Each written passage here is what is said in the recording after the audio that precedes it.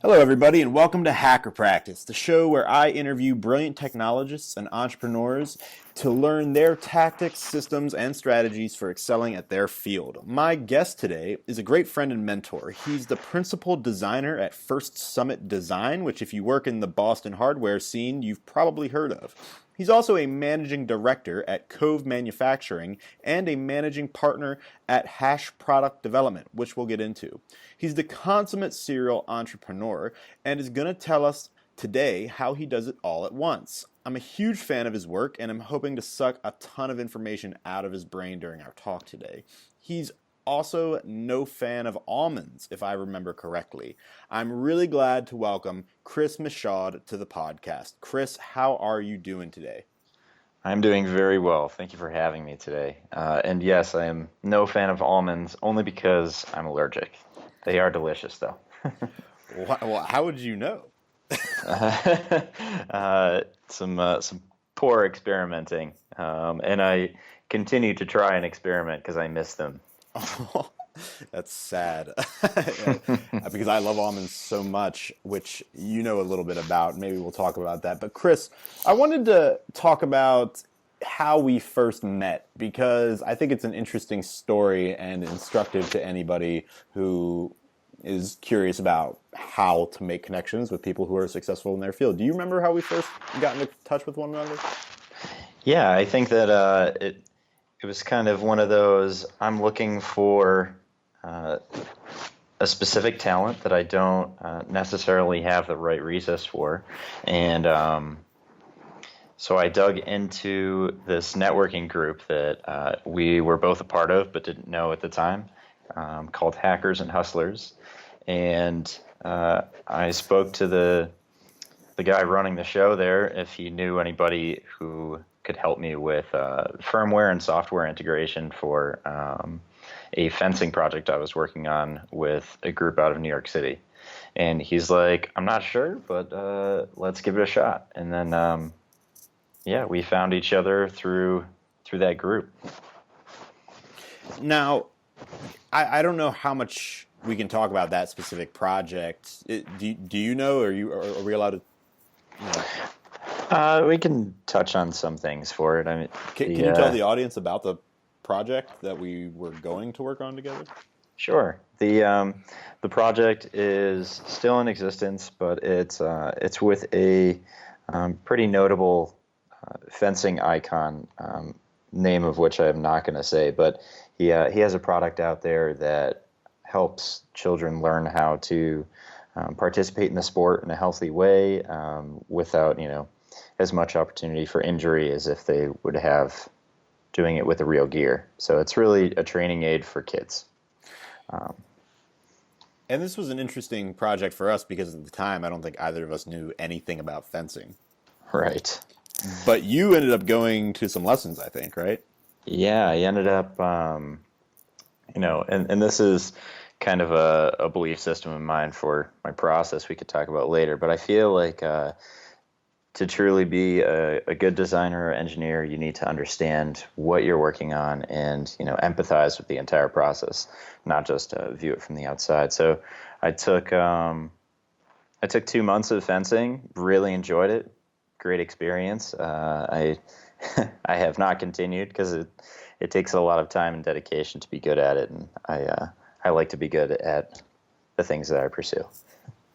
So I want to get into your process a little bit because I'm fascinated by the design processes in general, and it's definitely a trendy subject right now. Can you tell me, what is industrial design? Industrial design is it's one piece of what I do, but the main function of industrial design, as most people understand it, is that it's the aesthetic relation to people and their products, but a deeper understanding shows that it's it's ergonomics and how we feel with it. It's not only just how it looks, but the combination of how it looks and feels and creates an emotion. It's generally associated with physical products, but can be related to digital as well. So talk me through that. What is an example of an industrial design project, and how would it look Sure. from the beginning through the end? Sure. I mean, that's a broad question with a broad answer. I think that an example could be something as complicated as an automobile, and the panels go on the outside, and the line work and the flow of the actual visual aesthetic into how does that handle open up the door, and what does the rest of the experience feel like when you get in, sit in that seat, grab onto the steering wheel, wear the buttons on your fingers, and that's a complicated example. A more simple, but not downplaying this, but would be like a coffee maker. You could apply the same idea of what are the visual elements and then physical elements that drive an emotion. And this might actually be a good opportunity to talk about who some of the icons are in the field. If we're talking about coffee makers, is there anybody particularly legendary in your eyes that you look up to their work? Um, Most people definitely have an answer for that. I think that I like to pick examples of work rather than people. I think that people can present really great ideas. So, I don't particularly focus on one or the other. My favorite series of anything designed in this world is the evolution of the Porsche 911. So And what do you seeing, like about that? I like that the styling has kept a certain essence through its evolution, but it's expanded via engineering, and they really listen to their consumer and change what needs to be changed, but they also don't fix what's not broken necessarily. So, talk me through the process as it looks like for you. Let's say let's start with a product that everybody kind of is familiar with, but people might not think about the design process. So, for example, engagement rings. Okay. Sure. Let's say I want to design an engagement ring.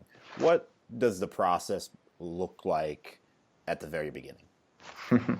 That's funny. I had this conversation the other day with some ladies at the bar looking at my fiance's engagement ring. So I designed hers. The process for me might be different than somebody else, but I needed to again immerse myself in the understanding of the experience. So I did tons of research trying to learn about diamonds and different settings and materials, and figuring out what was the absolute best, and where I could bend the rules if I wanted something to look a different way. So research first, and then outside of the research on the product itself, if we're talking about that, you need to know your user. So for an engagement ring, I had to be a little bit more stealthy and enlist some of her friends to help me find out what kind of style she was aiming towards. And then from there, I just kind of went to the sketch pad, figured out what I wanted to put on her finger, so that would make her happy, and I think I did a good job. So, first, you were looking at researching sort of the materials Yeah. that constitute an engagement ring, right? In this case, it might be like platinum and diamonds, right? Sure. And so once you have an understanding of the materials and how they sort of sit together, then you're looking at the user. In this case, it's really, you've got one specific person, which could be, well, let me ask you that. Is designing for one person more difficult than designing for a group? Or is it in some ways easier because there's more sort of specifics So to look at? right, I get asked that question all the time, and the example I use to explain it is, usually sneakers, because when you're designing for a larger group of people, you're sacrificing or compromising different elements. So, like the shoe that's supposed to be good for everything, the cross-training shoe, is a terrible tennis shoe because it doesn't have any side support. It's a terrible basketball shoe because it doesn't have ankle support. It's this or that, and you know, the short answer to your question is sure, it's tougher to design for the masses. The smaller, more focused group is, I guess, easier, but easy is a relative term depending on what the group and the needs are. So in this case, does your fiance know yet? Oh yeah. Okay. Yeah, All right. we've So been it's okay engaged for a us to while. talk about this. This is awesome. So it's okay for us to talk about this. So you're doing research on your girlfriend at the time, fiance now, Hmm. and you're asking your friends about her style preferences, maybe her jewelry taste, etc. Then you take it to a sketch pad. So you do have a Right. very manual skill set here. I've seen you kind of sit down with a pencil and paper and sketch things up. How did you develop that skill? How do you hone that skill now that you're years, maybe a decade or more into the industry? Sure. Yeah, honestly, I was never the best sketcher or drawing person in my class, or even in industry right now. But I think that you know anything you're not good at, just practice as much as possible, and don't feel uncomfortable because somebody else could judge you for your certain skill level, because you're going to excel in something else. Did you have any turning points learning to sketch where you felt like something clicked into place? Yeah, definitely. I think that education was a big part of that. I learned what I was supposed to do, but it didn't really click until I hit the professional world, and was forced to do it every day. When you're in school, you you learn what you're supposed to do, but sometimes you want to contradict the system. So there was definitely an educational component there. I Right. I would love to keep talking about jewelry design because I am fascinated by it, but that's not really your bread and butter. Is there something specific that you feel like, oh, I built so many of these or designed so many of these that I am really number one or number two in the world at this particular type of design? Um, yeah, I think that there's a really basic product to many that has become kind of a staple for me, but it's less design and more on the manufacturing understanding. So fitness equipment was my bread and butter for a few years, and whether it was machines or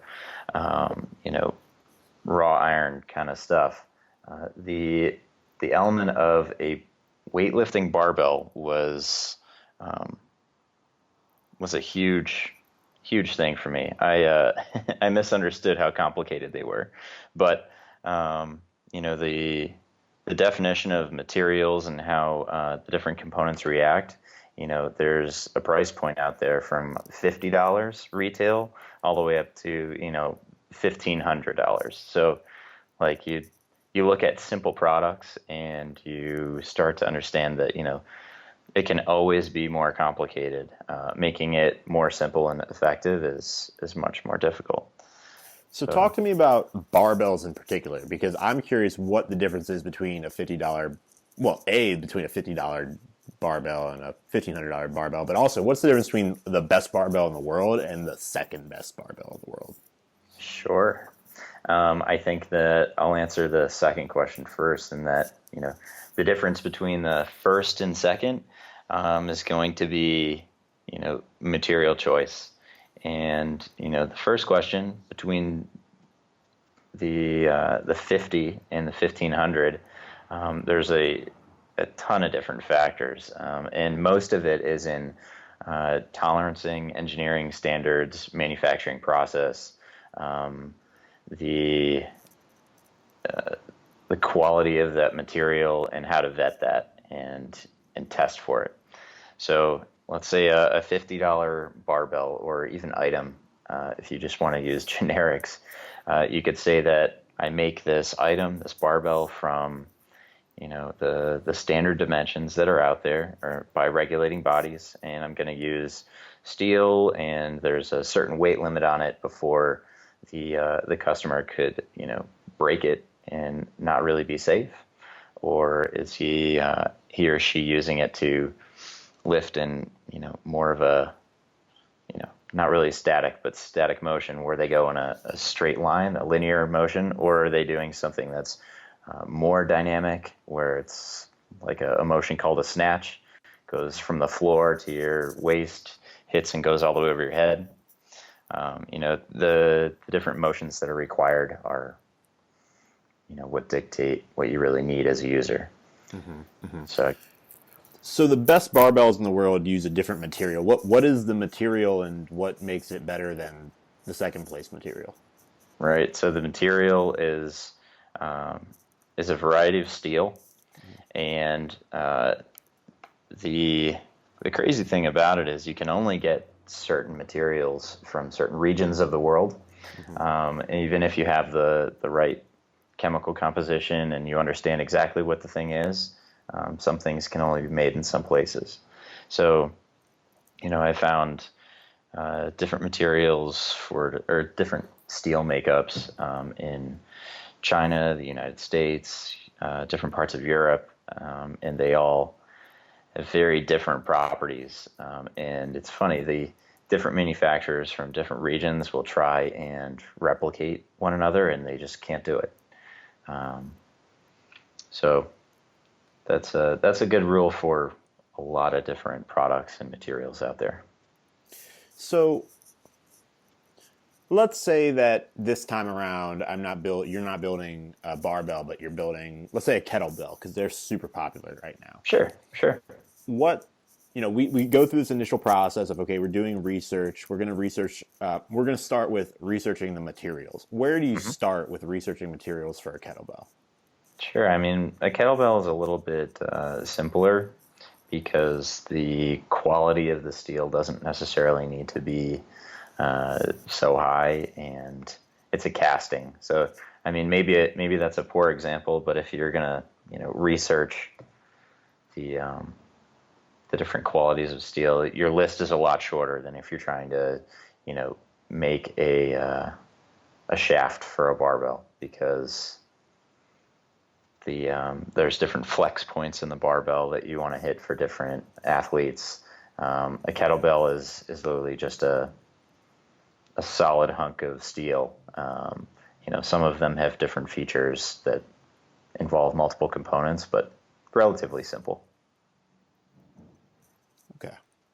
Here's a better example to relate that barbell to a more complicated thing. So, it would be very, very bad if an automotive company didn't do the materials research for an axle on a car, right? So the stress is that the Porsche 911 is going to incur is a lot different than a Ford F-150, and the axle on those two vehicles, although both very, very important and probably cost about the same. I mean, the Porsche is going to be more expensive, but for different reasons, and maybe not that much. But they're going to be very, very different products.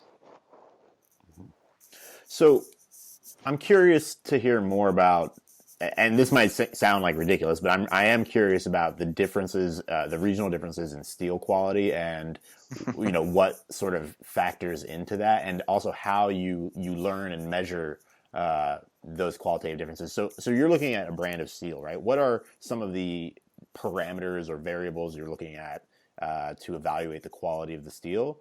And then if you can get into specifics about, okay, well, in this region of China, they're producing a specific type of steel that has this sort of talk me through those variables and maybe a specific example of a specific variety of steel. Sure, I think that's a really, really complicated and long conversation, but and maybe kind of boring. Oh, no, and that's okay, because this is mostly for my edification anyway. If people don't like this boring part of the conversation, they can fast forward. Sure. So I think that there's some basic things that you can look at for properties. There's tensile strength, yield strength, and how those relate to each other on a graph for breaking points, and then percent elongation. So these these different factors, amongst many others, will dictate when the bar is going to, if we're talking about a bar or a rod of steel, is when it's going to break. Can you define each of those for me? So like what is tensile strength? So tensile strength is the ultimate breaking strength. So it's reached its absolute limit and it snaps. That's measured typically through pulling it apart. Like literally like tearing like it in half? Essentially. So the machine that does that, you mill down the rod to specific diameters, and then it's put into the machine on both sides, and the machine gradually starts pulling it apart. So at different ranges of that experiment, they're taking data through the whole thing to see, how much it's deforming, when it actually snaps, what the return is. There's a lot of factors. Okay. And then the other two variables that you mentioned, I think, were yield strength and percent elongation. Is that right? Sure. Yep. So yield strength is the strength of the material before it returns back to normal. Before it returns back to normal, I didn't realize that steel returns to normal, or so what does that mean? So before permanent deformation. So let's say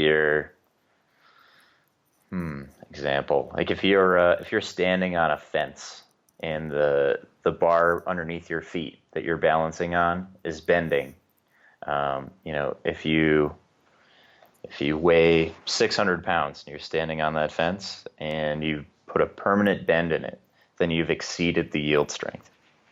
If you're, maybe a 40-pound a 40-pound child and you're standing on it and the fence, flexes while you're bouncing up and down on it, but it returns to its previous state after you, exit the fence, then you haven't. Okay, and an example of this might be like with like a metal spatula. Sure. Okay, when you're peeling something off the grill. What about percent elongation? What does that mean? It's a little bit more of a complicated answer, but basically, you're saying how much it deforms within a period.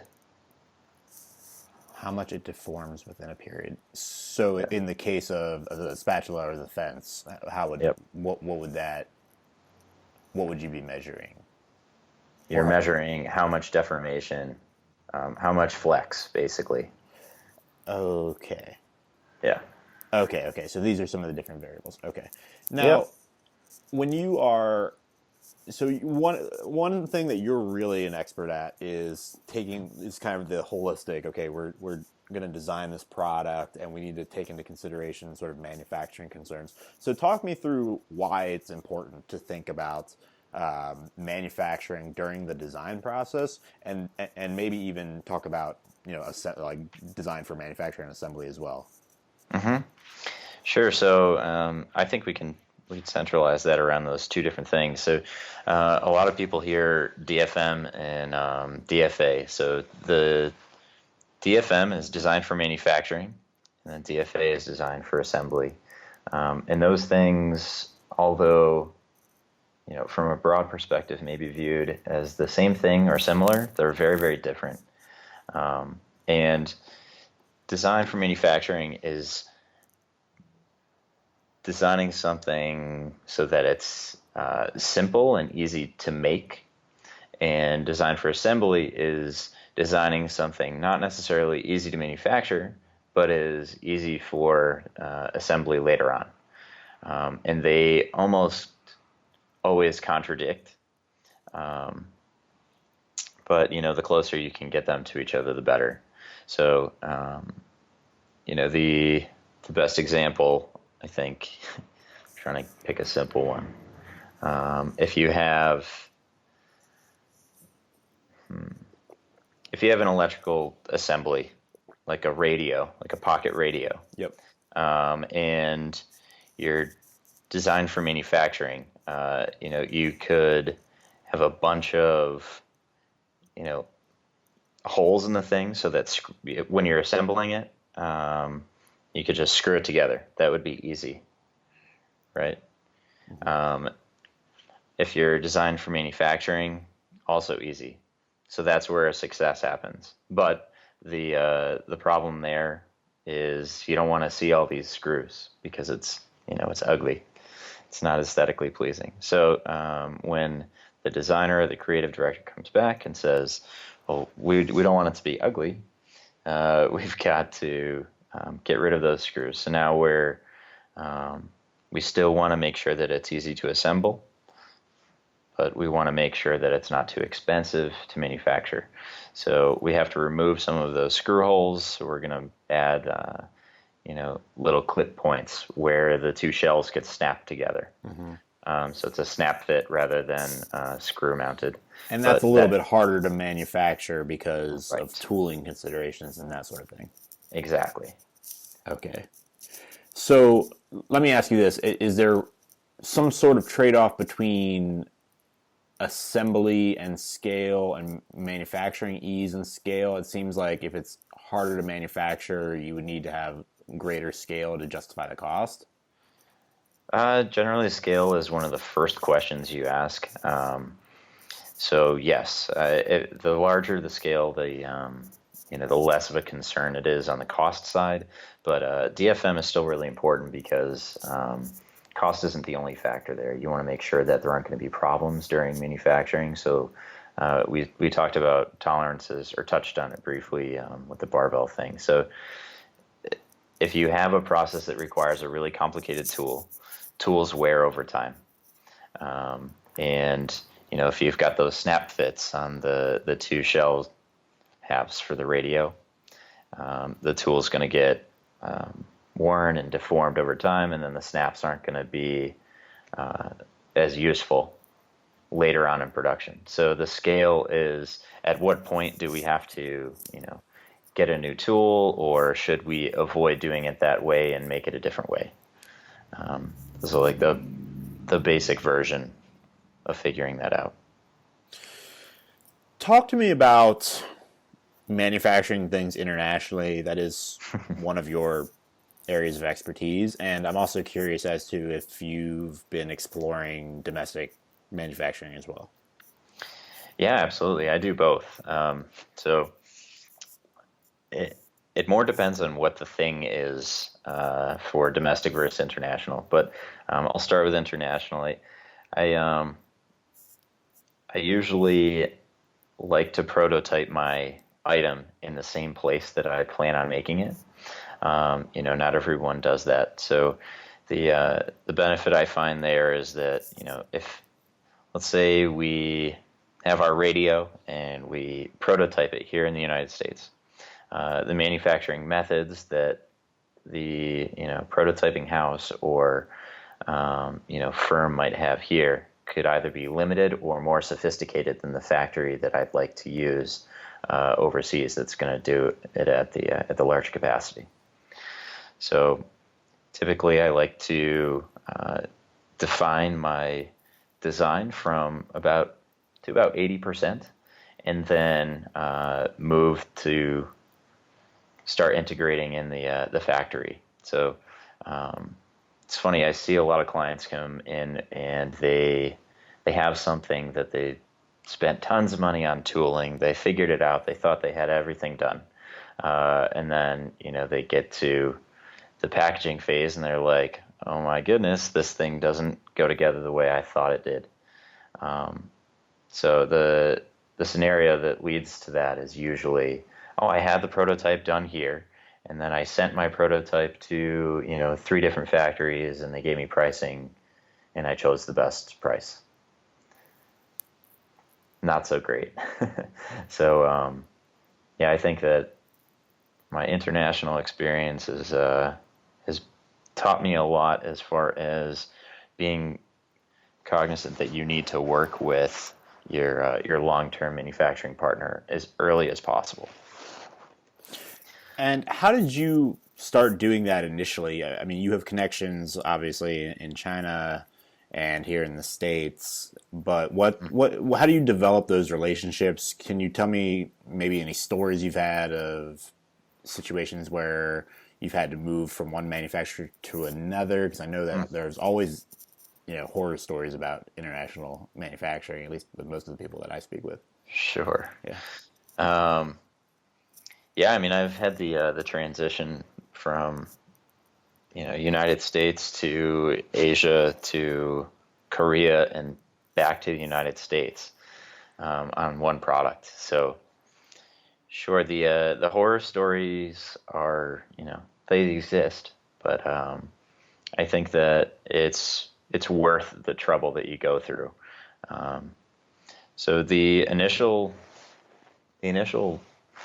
relationships probably exist mostly from the first few jobs I had, and then they've expanded 10, 20 fold over the last probably 2.5, 3 years.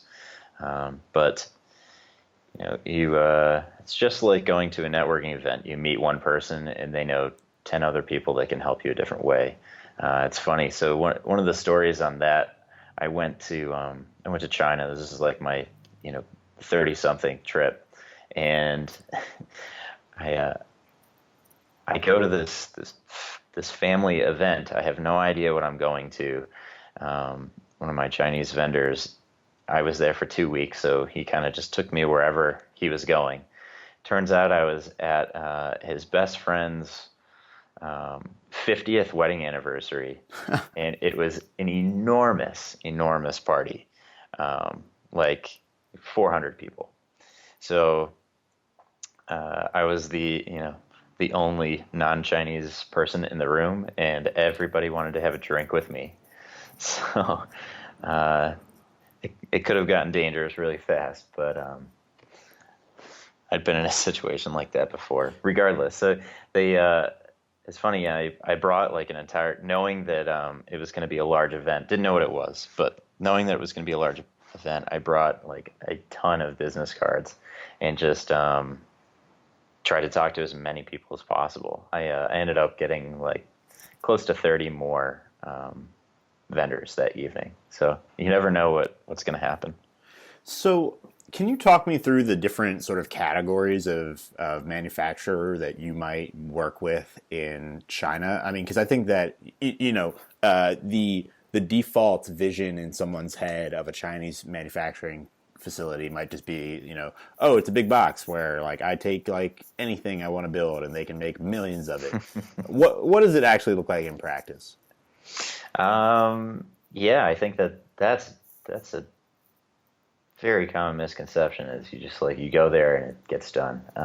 No, there are different regions in China that make different types of articles. So if my client comes to me with, or a client comes to me with an electronic device, I know where to go. If they come to me with something that's made totally out of rubber, I know where to go for that too. So generally the answer is it looks different in every scenario, and even inside the specific groups. So if it's say we're making digital watches, the factory or two factories on the same street will look very, very different from one another, and it's usually dependent on how big they are.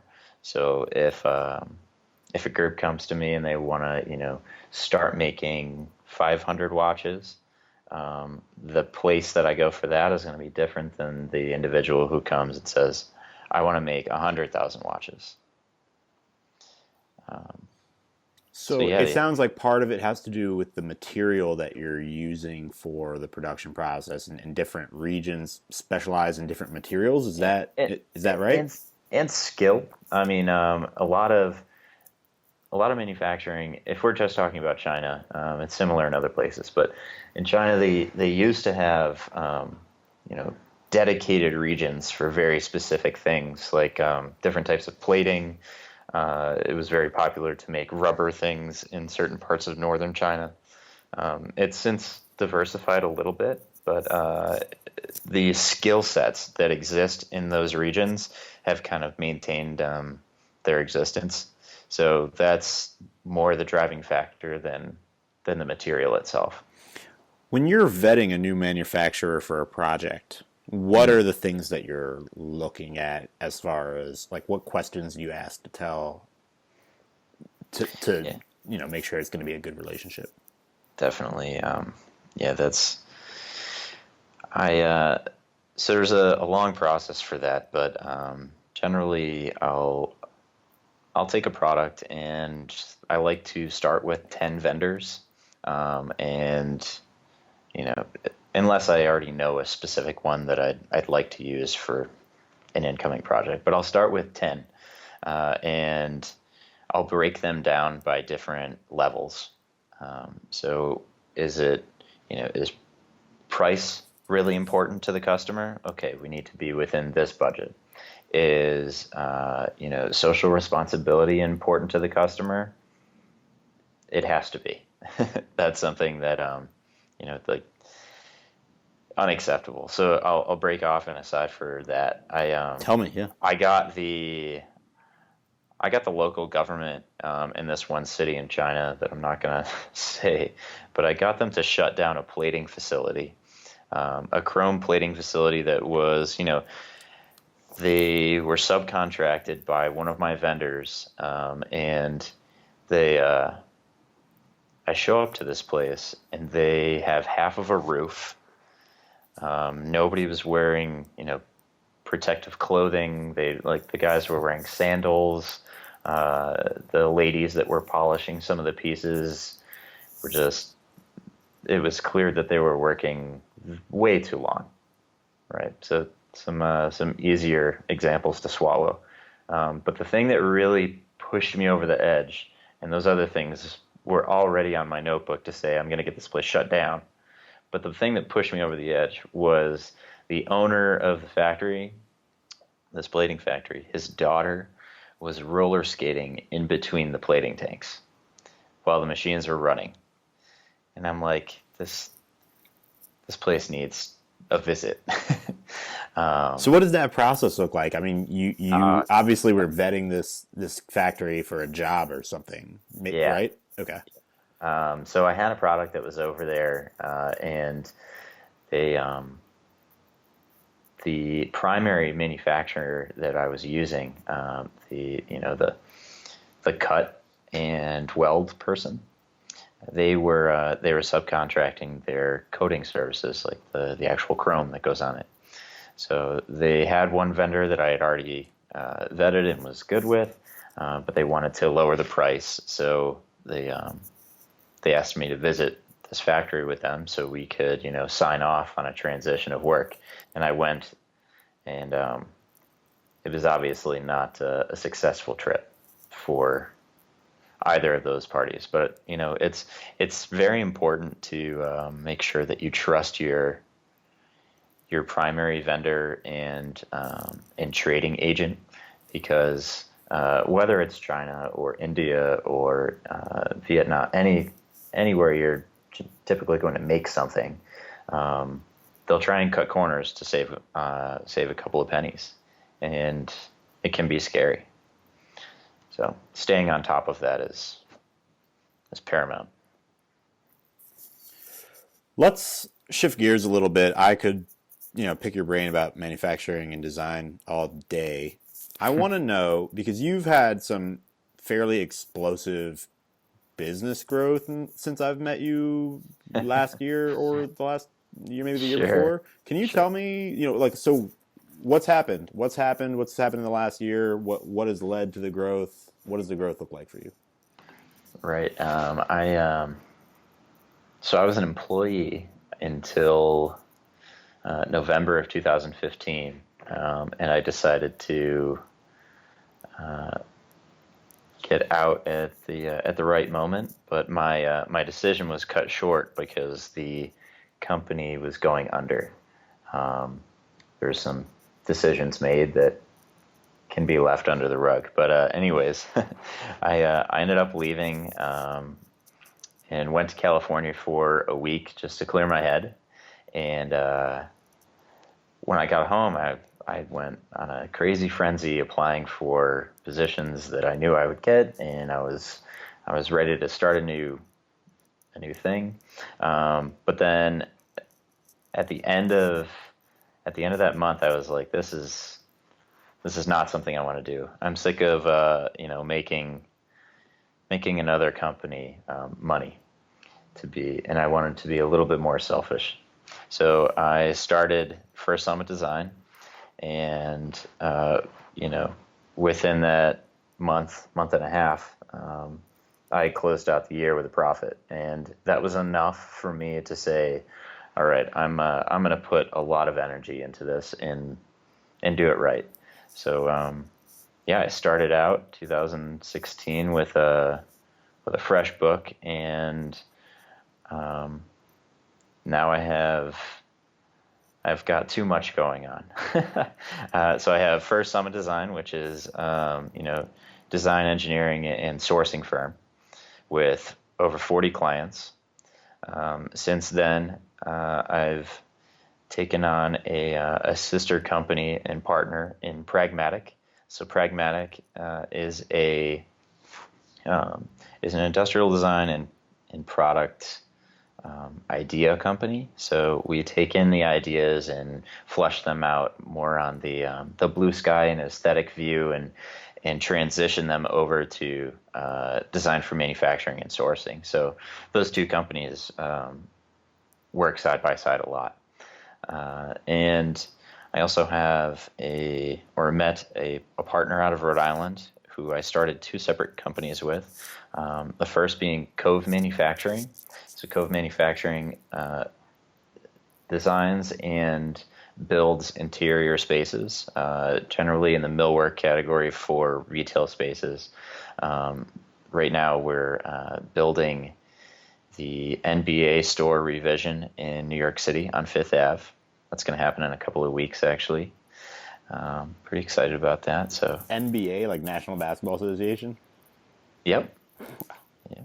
So we're doing that. We could be doing some stadium work across the country. We're bidding on the clients have to be kept confidential, except for the ones that you'll see very soon. But and then the next entity is Hash Product Development. So Hash Product Development was not something I necessarily saw myself getting into initially, but I became extremely interested in the medical properties of cannabis.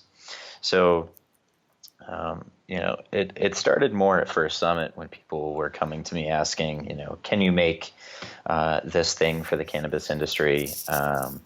And the answer was always yes. But, I started seeing a lot more folks showing interest in this. And I started meeting some really interesting people that shed some light on the medical benefits of this, old but new medicine. So I decided that the combination of my skill sets, network, and resources for the other businesses, being Cove for interior design and manufacturing, Pragmatic's blue sky approach for product development, and First Summit's hands-on, let's get this thing made attitude. I figured that all three of those were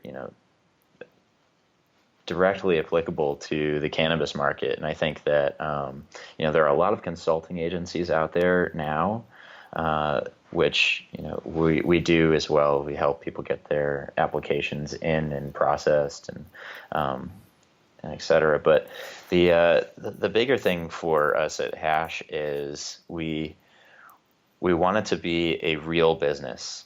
And I say that because I went to a convention for cannabis last year, and I was thoroughly disappointed at the professionalism or the lack thereof.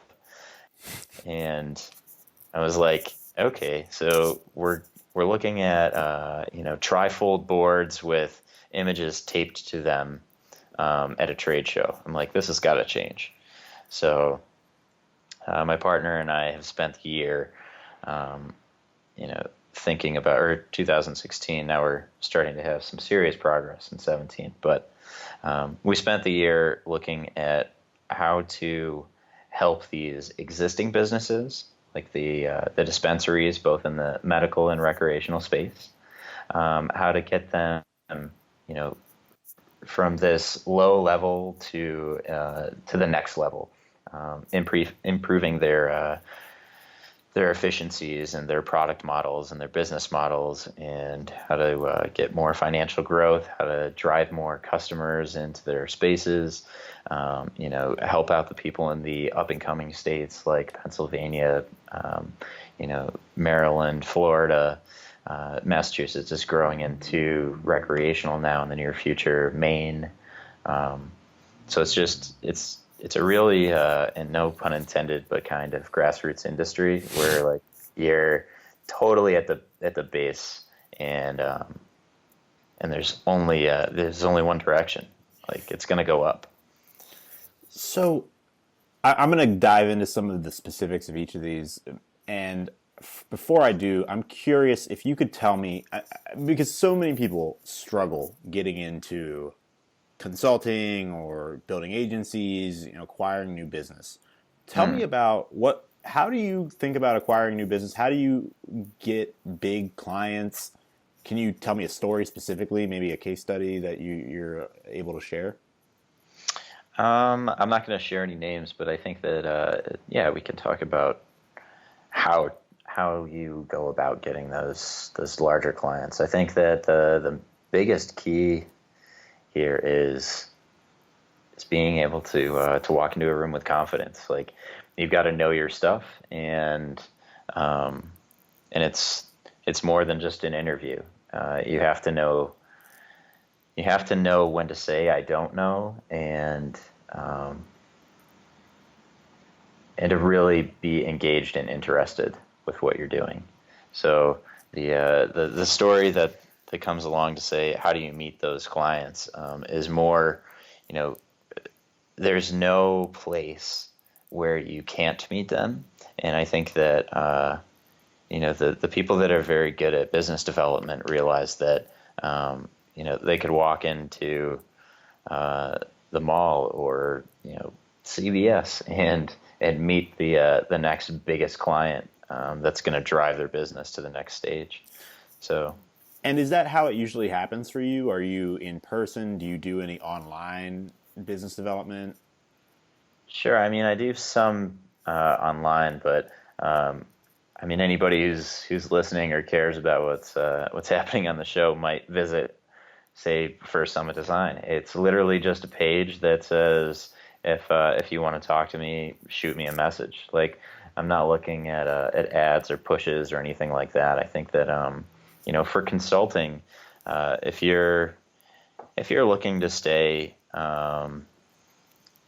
under 15 million, then you really don't need to put together this crazy marketing plan.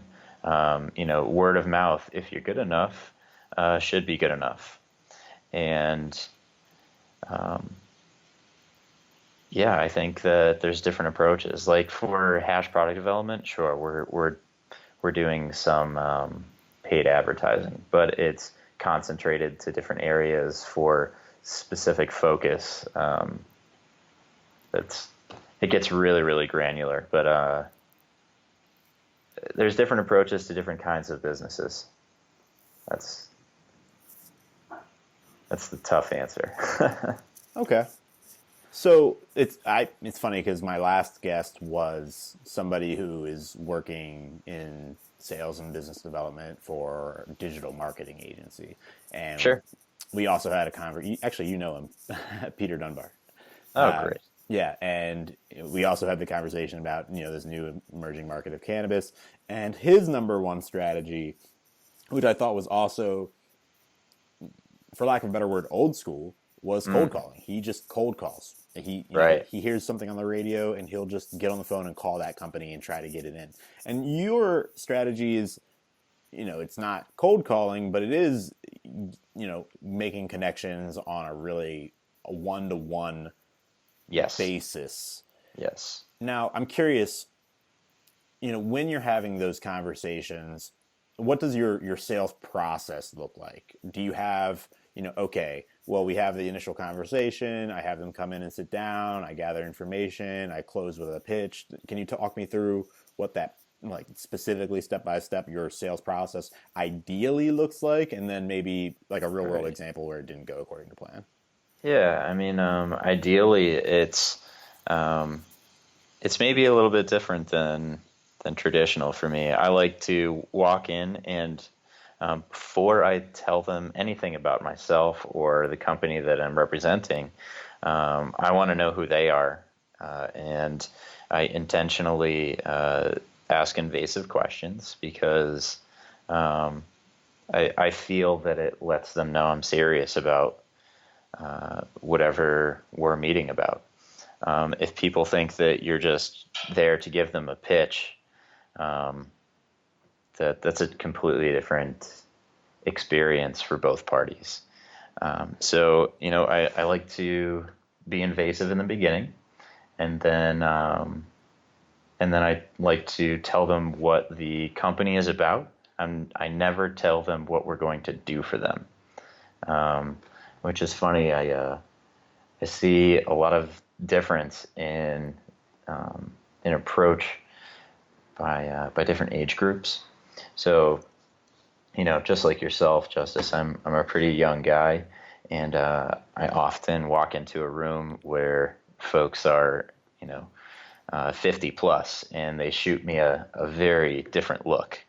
But then, as soon as we start getting into the conversation, it's usually pleasant. So something that didn't go as well as I had hoped. So I walked in to this investor meeting that, I had just gotten invited as a guest. I wasn't going to do my version of a pitch, but somebody was giving their pitch, and I, by nature, asked my, version of an invasive question, and they decided that it was over the top, and they left the entire meeting. Wow. So they were the person giving the pitch, and I asked them a difficult question. Um, Can you tell me some more details? Like, you don't have to give me names or anything, but like, what kind of services were they right. So pitching, and what was the yeah, question? yeah. It was somewhat of a competitor. They were walking into the room and with the assumption that they were going to kill it on the sourcing front. So they went to the client and said, "Hey, we can make anything for you," and kind of then after a little bit opened it up to the room, and I remembered that statement. And I said, if you were gonna make um, if you were gonna make this device, and I'm sorry I can't say what it is, but I was like, if you were gonna make this device, uh, what regions of the world would you look into? And that was the base part of it. And they said, well, I'd just go to Asia. And I said, okay, well, I'm going to get more specific. And I said, well, part of Asia. And they paused and didn't really have a great answer. And I said, okay, well, I'd really be interested in helping you on this project or this portion of the project. Uh, could we go together? And um, he said, no, my firm works alone, and left his whole pitch. I don't think they got the job. No, they did not. But that meeting that I got, invited to, I ended up taking them on as a client. I still talk to them on a regular basis. So yeah, it was definitely uncomfortable. So I love this idea of invasive questions. I don't know if you've ever sat in on a sales meeting with me. I know, I know we've been in meetings before, but they were always very like preliminary. Um, but it is a very similar process, at least when I'm closing deals for software development or IT services, where it's really all about, at least 66% of the conversation is just the other person telling me about what they do. Is that percentage about right for you as well? Yeah, I think it's probably higher than that. So Because if you're in a room with someone for an hour, I mean, they should be talking for at least 45 minutes, or yes. 40 minutes, at least 40 minutes, I would think. And, you know, I keep to a pretty tight schedule, at least in those cases. And, you know, I only reserve the last, 10 or 15 minutes to saying, okay, thank you for all the details. And, now can I share with you what my company is about? And now, one thing that you said was that you don't say what you're going to do, you only say what you're about. Can you tell me more what you mean by that? Yeah, when a potential customer asks me, what are you going to do for me? I literally I tell them that I'll do what they need and then a little bit more, because the reality is, like, you don't know what you have to do for somebody, especially in a company like First Summit or Pragmatc, where there's a creative component. A lot of people like to get the answer of, well, this is what you're going to do for me, and I need I need this specific thing that I can check off a box. But these creative industries, even hash, hash is maybe a little different. But so for First Summit and Pragmatc, I say what the company is about, because every product is different, and it's important to build what they need as the process grows. So most projects that come in are, startup based, and they have no idea what to do. So there's different elements that I can say I'll do for them, like I'll get them hooked up with the right attorney and accounting and boxes that they can check. But then the rest of it is, those things are great, but that's not what I'm doing for you. Those are things that you need to accomplish, whether it's through me or on your own. Let me ask you a little bit more about this emerging industry of cannabis supplies, materials, etc. Mm-hmm.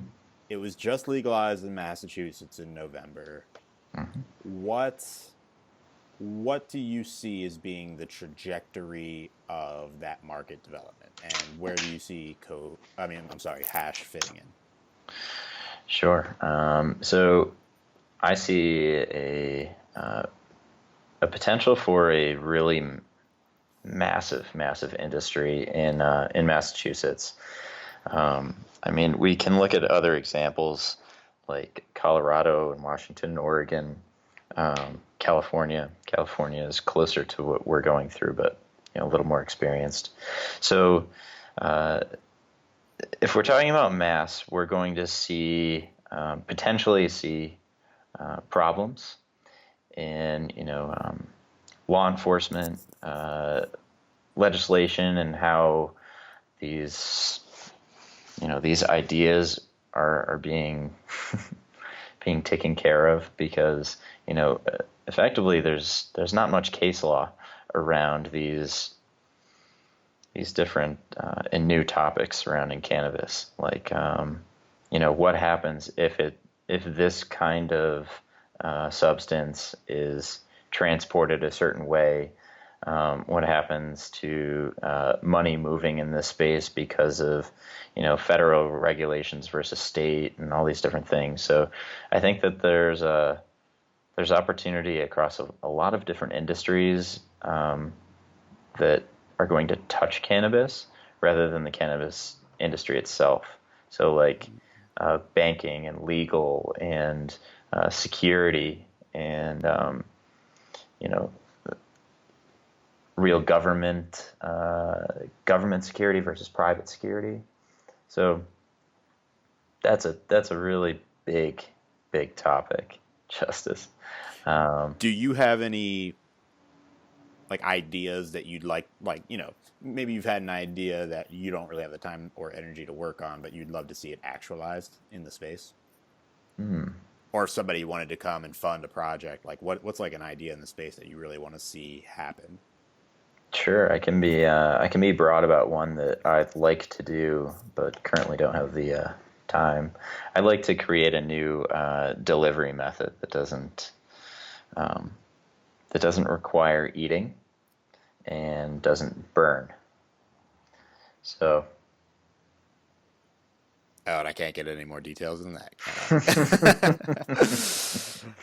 Okay, fine then. Let's talk about serial entrepreneurship. What is that? great. What does serial entrepreneurship mean? What it is to me, I think that it's relatively new to me. That's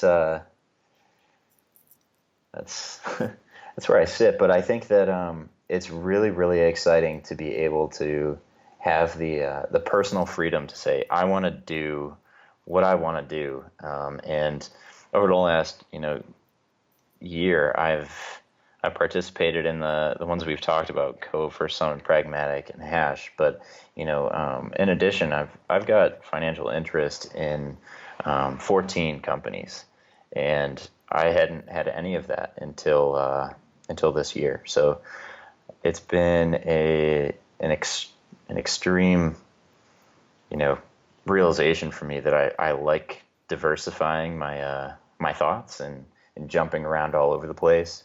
I found some quick success, but I don't want to view it as just staying in quick success. I want to continue to grow and just keep learning. That's the most exciting part about this is I learn something new like every single day, and it's exciting.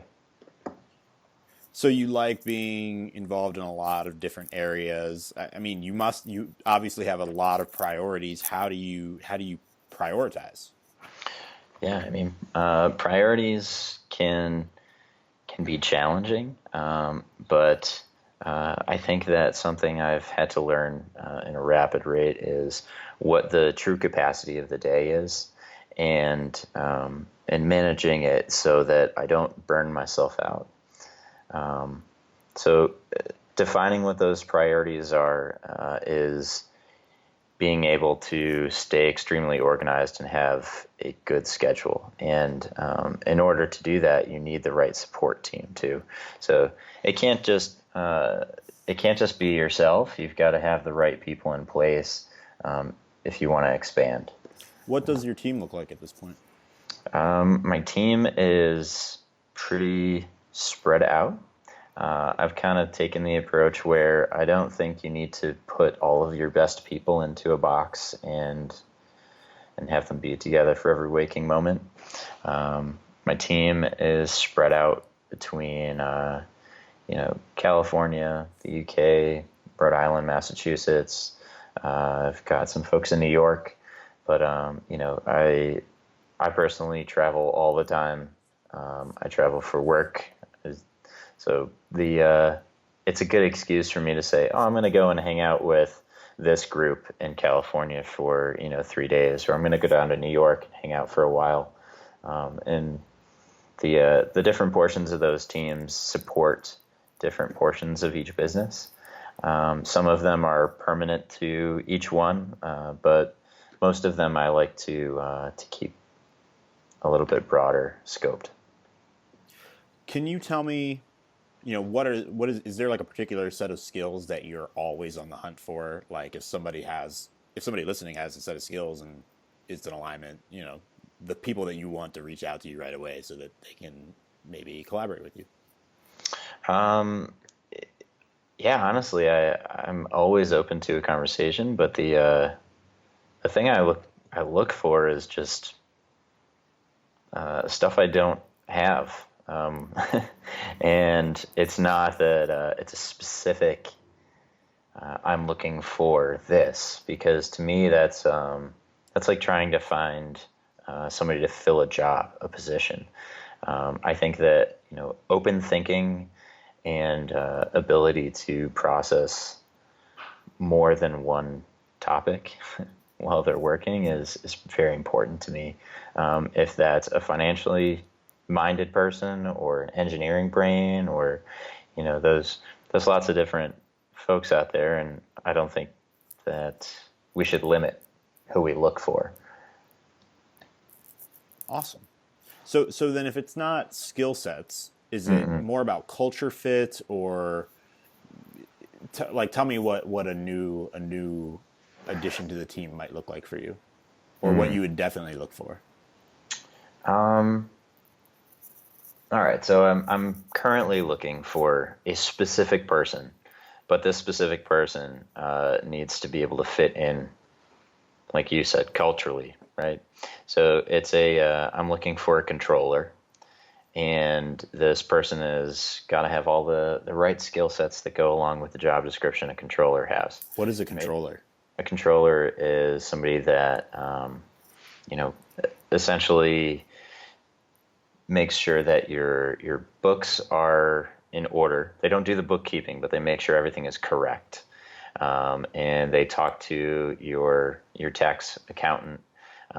They are generally like really close to the COO, but they're a total finance brain. But in my case, I'll have them work with vendors a lot to manage them and make sure they're in check. So does that mean somebody who maybe speaks Chinese would be useful? Potentially for that entity, but I'm really looking more on the side of hash product development. So Okay. for scale purposes. But anyways, like the cultural fit for me is I personally I don't think I could take somebody that's too sure of themselves. And that might be the wrong way to say it, but I think that when somebody is overconfident, it just destroys a room. And I want the person to feel absolutely confident in themselves, but I don't want them to feel like they're better than the next. So that's a trait I need to have in somebody that works with me or for me. Awesome. Humility, specifically. If there's any finance people listening who want to work with Chris, give me a call. I'll actually and I'll refer you to somebody after this who I think maybe you would just like to talk to. Cool. I want to know, with the serial entrepreneurship, you've got all these different business interests. Well, what right now is like the biggest challenge for you? And it can be a personal challenge or a professional challenge. Deciding at what time in the day I close my computer. What does The that decision biggest. look like for you right now? My days are longer than I want them to be, but it's only because of interest, not capacity. So I have a hard time shutting down because I'm so interested in what I'm doing, that sometimes I work too long, and it affects me for sure. Do you mind if I ask what your fiance thinks? Sure, here's a funny example. She intentionally watches TV programs that she knows that I won't like, to get me to shut the computer and pick something else. It's kind of funny. Just one little Can thing. you give me an example? Is it like The Bachelor or? Yes, actually. There's no getting away from The Bachelor, man. I know all too well. But What is the biggest lesson that you've learned during this period of rapid growth that you've been experiencing? can't do it alone. You got to enlist help and partners. And don't be afraid to take partners on. A lot of people that I've spoken to, that they really are afraid of giving away a portion of their business, and what is the other person going to do with it? Just have a little bit of trust in people. I love it. Have trust. So my next question is definitely a personal one, but when you're not working, what do you like to do? Um, I I guess I have some like cliche hobbies. I'm a rock climber. I do CrossFit. I'm a big outdoors guy. I like to go hiking, skiing. I ride my bike when it's nice. I have kind of like this physical and mental obsession to go run Harvard Stadium as much as I can during the week in the summer. But Where does that come from? I don't know. I mean, I worked for a fitness company a long time ago, and the IT director was like, "Oh, you got to try this." So I tried it, and it just became like a complete obsession. It's so fun, just trying to beat yourself. Is there anything that's been on your mind lately that you wish someone would ask you about? Um, no, I feel like I'm a pretty open book, and I just no, I think you've asked some questions today that I didn't think about. Awesome. All right. So I have nothing else specific to ask you today. I would love it if you could share with my audience, where is a good place to find you, and if you have any asks for the audience, any thoughts that you want them to take with them as they go about their day, now is a good time to ask. Sure. Yeah. You guys can hit me up at Chris at hashpd.com. That's my most frequently checked at the moment. But yeah, I think that it was really fun being on the show. I got to ask some questions I didn't expect, but don't be to a message to the group. Just don't be afraid to do exactly what you want, because you'll just you can't regret not doing something because you were afraid of it. That's great advice. Chris Michaud, everybody, thank you so much for being on the show today. Thank you. Take care. Hey everybody, thanks for listening. If you enjoyed episode of Hacker Practice with my good friend Chris Michaud, then do me a favor and hit that subscribe button wherever you are listening. If you really like the episode, then we would really love it if you could leave us a review on iTunes. That helps us climb the charts and get in front of a bigger audience. Finally, if you didn't like the show, we'd love to hear why. Go to hackerpractice.com and fill out the feedback form so that I can make this podcast better for you, my listeners. One more time, that's a quick ask if you could just hit that subscribe button, and a little bit bigger of an ask if you have time to please leave us a review so that we can get to a bigger audience. And thirdly, leave us feedback at hackerpractice.com. That's hackerpractice.com. Thank you very much, and we hope you enjoyed episode 10 of Hacker Practice with Chris Michaud.